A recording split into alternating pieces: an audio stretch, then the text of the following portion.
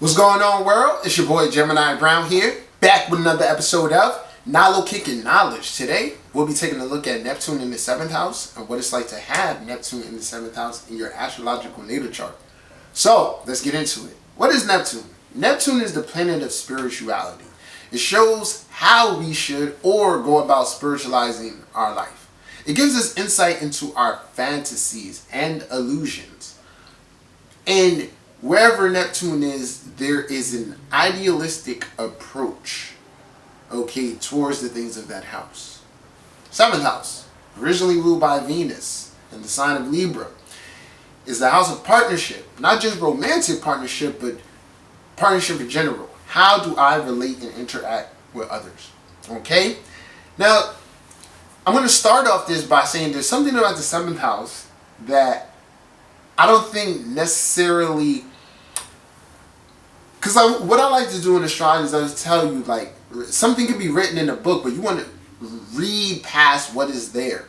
So this, you'll never really notice about the 7th house, but the sign on your 7th house is influencing the energy of your relationships. Not only is it influencing the quality of relationship that you're going to attract, but that sign, because it is opposite your ascendant, is actually an energy that you are naturally projecting. And it deals with polarity. So there's some food for thought there about the 7th house. I'll just give a quick example.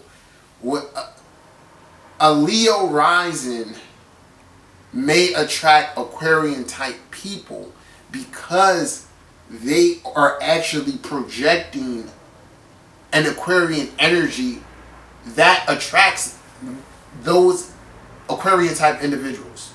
So food for thought there. I will say that. So then when Neptune comes into the 7th house, this the theme of projection literally heightens because Neptune is a projector.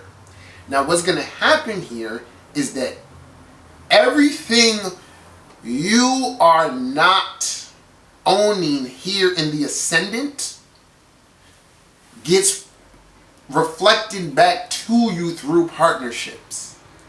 So what you're going to need, so it's kind of like a thing here. I'm going to use Virgo and Pisces as the example. A person has Virgo rising, and then they may have Neptune or just Pisces in the 7th. The Virgo rising individual is ascending towards quote unquote perfection or just self-improvement. There are things that the Virgo rising individual knows that they don't consciously want to display or are seeking to improve. Therefore, in their opposite, they encounter those perceived flaws. Okay? So, let's switch it and use Aries now. Aries in Libra. So, Aries here is very self-oriented. He's self-oriented. So, therefore, they attract people who need to be self-oriented but are reliant on those Aries individuals. So the Aries is naturally encountering the part that they are not consciously projecting. So really think about it. This is why Neptune in the 7th, y'all, is confusing. If you're confused, run this back a couple of times and it'll make sense. Okay? So that gets heightened. So on a evolutionary level, the Neptune in the 7th soul, I kind of called it, it's kind of like a karma check. It's kind of like a karma check. So because in terms of a journey, we're at the quote unquote halfway point, or we're ascending to that next point. So your Neptune in the 7th experience is somewhat a composite of your relationships and self-development to this point. So the rest of your chart is going to be crucial in understanding this. So naturally, outside of Neptune and stuff, you have to look at your Venus. Where's the person's Venus, and what else are they encountering in relationships? Okay, so Neptune 7. So it's like I said, it's kind of like a karma check, and it's not to say that, this is why people struggle, but it's a thing where the person is placing the significance outside of themselves and onto others. But ultimately, you learn that they have to learn to stop doing that, because the lesson here is that no one is perfect. And so it's the first thing here is the need to acknowledge the flow, or see the individuals in the way in which reality is presenting it, not the way in which the Neptune and the 7th person wants to perceive it. Okay? So then it's about boundaries. One has to create boundaries. So the Neptune and the 7th individual goes through these disillusionments and heartaches because they may give too much of themselves. They may not know when to say no. This can play out lots of ways, and especially one where if there is action in the 8th house, there are like Pluto squares present. It can be one where a partner the individual always encounters dysfunction within in the sexual life, where they're constantly having to give of themselves in some way to appease the partner. Okay, so part of the lesson in this scenario will be about creating the boundaries, in that we're like, no, I'm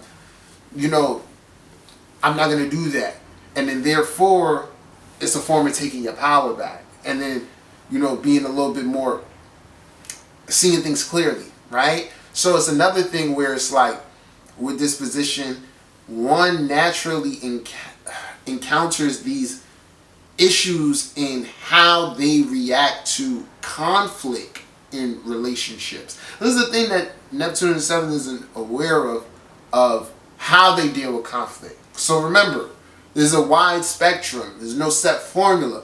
There are going to be certain Neptune in the 7th individuals who freeze up, like they can't express themselves when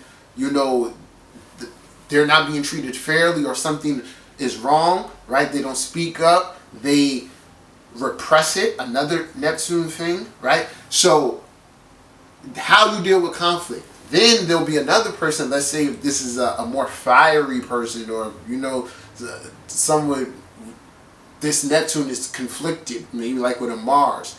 It can be that you're quick to run away from your partnerships. Once conflict comes, you leave and all of that. So Neptune in the 7th, remember, always with Neptune, there's the potential for feeling like a victim, which at particular times, early on in their relationship history, Neptune in the 7th will be a victim, because there's a naiveness there, but it's about consciousness.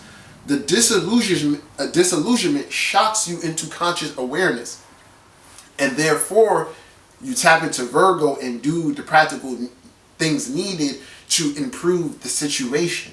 Okay, so it's like a bit of honesty here, and there's like self-awareness. So once you then the next thing I would say too, which is imperative, Neptune is like forgiveness. So here's the paradox. Neptune in the 7th will easily forgive the people who have hurt them, but they struggle with forgiving themselves for like letting that occur, which is going to be key. All right. And if you got 12th house energy connected towards this, you could be carrying around, karma that you need to release, in the sense of like through compassion or forgiveness or whatever. So it's a lot of dynamics here. Okay. But don't get me wrong. They're with Neptune, for particular individuals, I always say that there's someone who is in this lifetime meant to have their ideal partnership. Now, although it's not Neptune in the 7th, it is pretty much the same thing. Jay-Z has Venus conjunct Neptune at like 28, 27 degrees. Okay? So it's the same, it's similar. Not necessarily in the 7th house, but that potential, the potential for an ideal partnership does exist. It could come later in life when one has spiritually grown. It can also come in the sense of a misconnection. Because when you really get into the 12th house and Neptune, it's a humbling thing where it's like you can meet your soulmate or ideal mate, and you have to acknowledge that, wow, in this space and time, we don't work together.